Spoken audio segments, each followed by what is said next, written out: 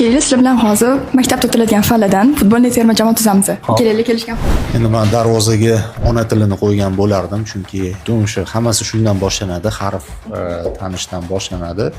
Shuning uchun darvozaga ona tili darsi. Markaziy himoyaga ikkita fanni qo'yib ketdik. Bu fizika hamda ximiya. Nega? Ikkalasi bir-biriga yaqinroq va baribir juda ko'p narsalar shu fanga bog'liqligi uchun ular himoya qilishlari kerak. Qanotlarga men jismoniy tarbiyani albatta qo'shardim, chunki doimiy ravishda harakatni talab qiladigan zonalar jismoniy tarbiya va mehnat darslarini qo'ygan bo'lardim. Tayanch yarim himoyachisi pozitsiyasiga matematikani qo'yardim. Matematika ham o'sha asos bo'ladigan fanlardan biri, poydevor bo'ladigan fanlardan biri va bir umr foydasi tegadigan fanlardan biri. Matematikadan yuqoriga bitta uchtalik markaz qilib oladigan bo'lsak, geometriya bilan chizmachilikni qo'ygan bo'lardim. Bu yerda playmakerlar o'ynashadi ko'proq, aniq uzatmalarni amalga oshirishlari kerak. Shular bu masalani yopib berishadi. Vingerlarmi? Albatta bu yerda biologiya bo'lishi kerak.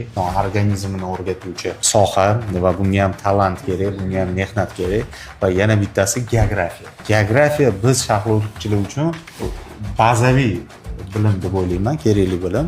Va ikki xil qanot ham bo'ladi-ku o'zi futbolda. Ikki xil bo'lib beradi. Bittasiga yuklama tushadi, bittasi gol urishi mumkin. Endi hujum chizig'iga menimcha qolganlardan tarixni qo'ysa yaxshi bo'ladi. Tarix juda ko'p statistika bilan kelishi mumkin. Gol sezish qobiliyati bilan tajriba hisobiga gollar urishi mumkin. Bo'lmasa murabbiylik qoldi. Adabiyotda Hammasi so'z bilan boshlangan deydi. nufuzi jihatdan ham adabiyot to'g'ri keladi.